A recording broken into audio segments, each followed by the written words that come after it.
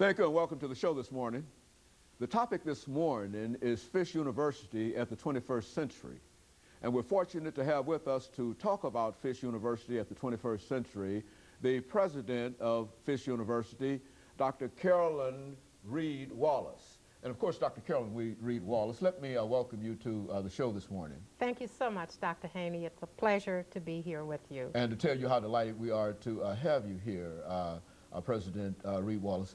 One reason we're delighted to have you here is because I think that in a real sense you continue a long tradition that this show has had with Fisk University. We've had the president of Fisk University as well as many other administrators and scholars from Fisk University, and we've always used Fisk University as a tremendous resource for some of the things that we do here.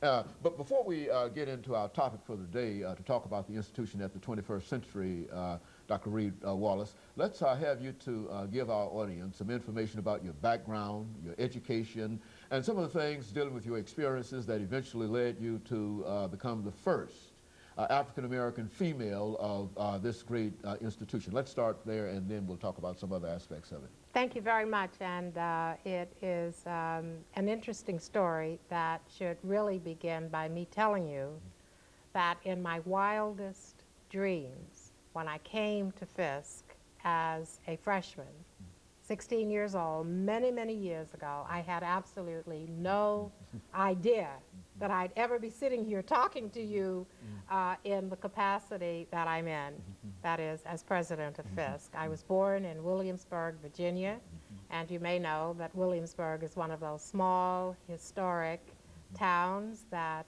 is rich in history and tradition, as is Fisk. I am the middle daughter, one of 3 children, born to Nathaniel and Elizabeth Reid, both of whom are alive. My father is 87 years old.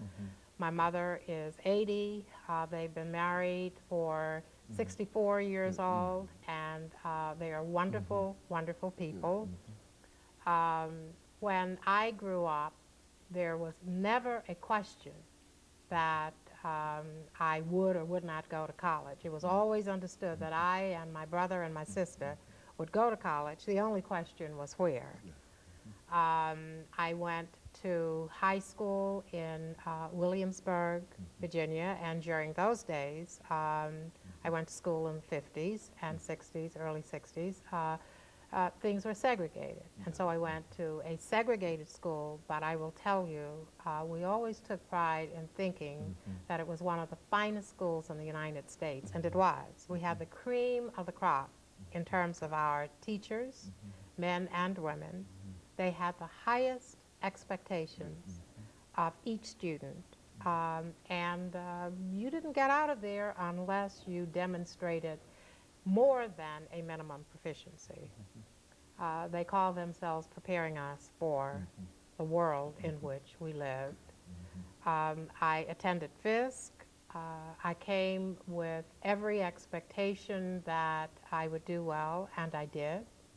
I left Fisk, and that following year ended up with a master's degree from Adelphi University in New York, and then some years later got a PhD at George Washington University in Washington, D.C.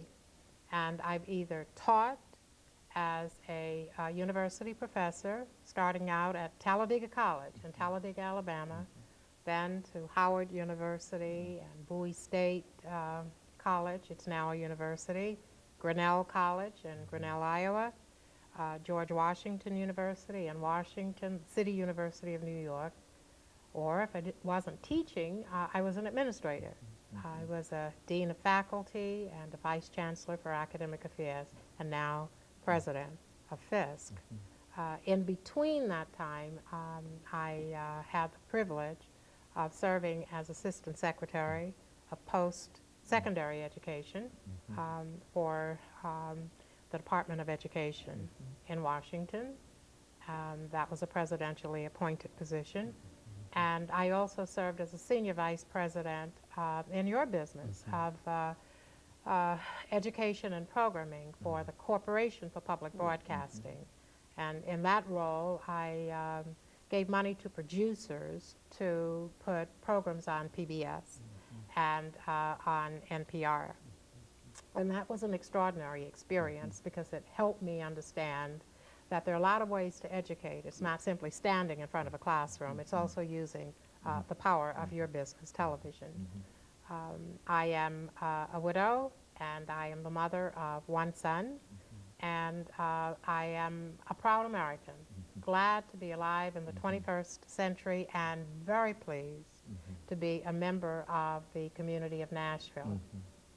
You know, Dr. Reid-Wallace, let's generally, I like to talk about the history of Fisk University, but I think that you represent more than anything the history of Fisk University. Let's have you to reflect on coming to Fisk University as a freshman and some of the things that happened to you and some of the individuals that impress you, and from that perspective, let's talk about that, to talk about the history of this institution. That's a wonderful way to approach Fisk, because it gives me a chance to add human beings to this institutional context and setting.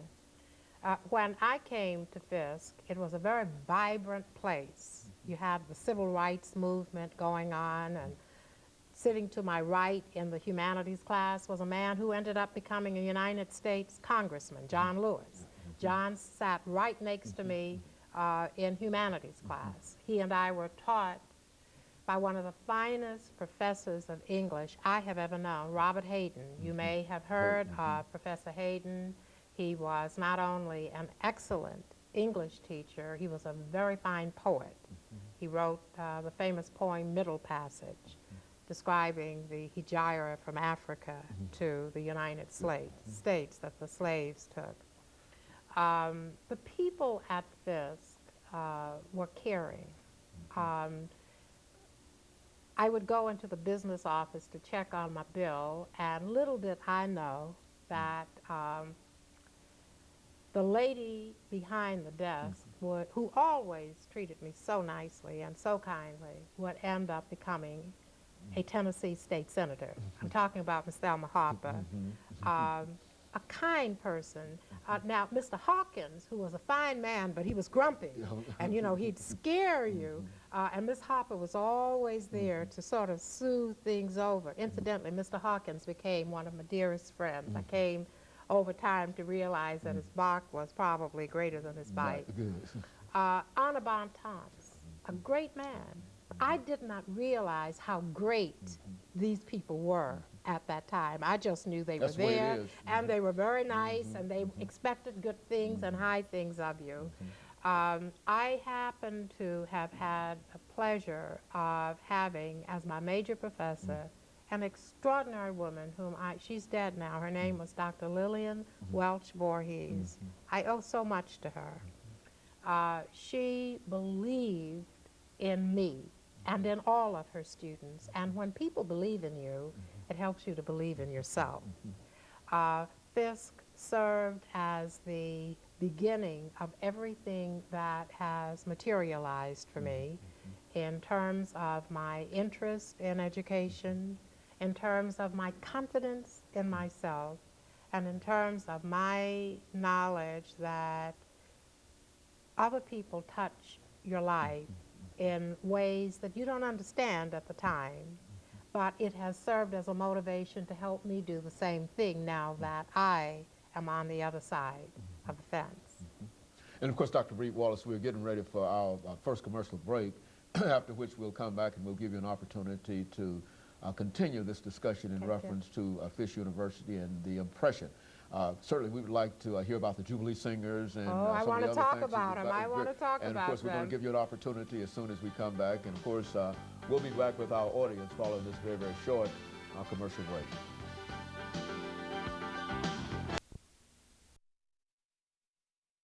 Dr. Reid-Wallace.